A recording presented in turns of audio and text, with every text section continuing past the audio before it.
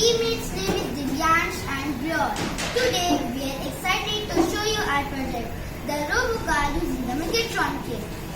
This is our Robo Car. It is made with a Megatron kit, like we said. I'll show you the pieces it has. It has this caster wheel, a few plates, screws, bolts, nuts, power distribution, and the remote control. The remote control controls the car.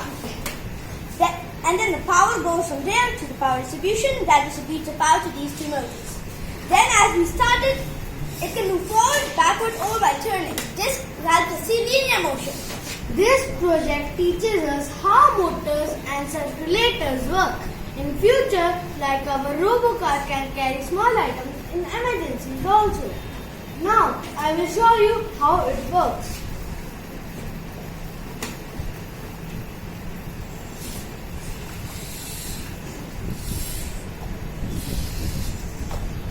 See, this is our project. I would like to thank STEMROBO for giving me this opportunity to explore inside of myself and beyond the boundaries. And also, I'd like to thank Ankita ma'am for helping me do all these things and being my guide. Thanks for listening. If you have any questions, we love to answer them.